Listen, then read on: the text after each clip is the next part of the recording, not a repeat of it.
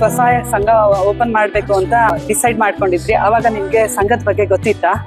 ನಮಗೆ ಸಂಘದ ಬಗ್ಗೆ ಅಷ್ಟೊಂದು ನಾಲೆಜ್ ಇದ್ದಿದ್ದಲ್ರಿ ಮೇಡಮ್. ನಾವು ಮನೆ ಬಿಟ್ಟು ಹೊರಗೆ ಹೋದಾರಲ್ಲ ಅಂದ್ರೆ ರೈತರು ನಾವು. ನಮ್ಮ ಅಜ್ಜಿಯರ ಕಾಲದಿಂದ ಆಮೇಲೆ ನಮ್ಮ ಹಿರಿಯರ ಕಾಲದಿಂದ ಬೀಜ ಸಂರಕ್ಷಣೆ ಮಾಡೋದನ್ನ ನೋಡಿದ್ದೀರಾ. ಆದ್ರೆ ನಾವ್ ಮಾಡ್ಬೇಕಂತ ನಮ್ಗೆ ಅನುಭವ ಐತಿದ್ದಿಲ್ಲ. ಸಂಘ ಶುರು ಮಾಡಿದ ದಿನಗಳಲ್ಲಿ ನಿಮ್ಮ ಮನೆಯವ್ರದ್ದು ಅಥವಾ ಈ ಊರವ್ರು ನಿಮ್ನ ಹೆಂಗ್ ನೋಡಿದ್ರು? ಅಂದ್ರೆ ಇವಳು ಏನ್ ಮಾಡ್ಬಿಡ್ತಾಳೆ ಅಂತ ನೋಡಿದ್ರ ಅಥವಾ ನೋಡಿದ್ರು? ಬಹಳ ಗಂಭೀರವಾಗಿತ್ತು ನಮ್ ಫ್ಯಾಮಿಲಿ ಪರಿಸ್ಥಿತಿ. ಅವ್ರನ್ನ ಕನ್ವಿನ್ಸ್ ಮಾಡ್ಕೊಂಡು ಒಂದ್ 20 ಜನರ ಸಂಘ ಮಾಡ್ಬೇಕು ಅನ್ಕೊಂಡಿದ್ರು ಮೇಡಮ್.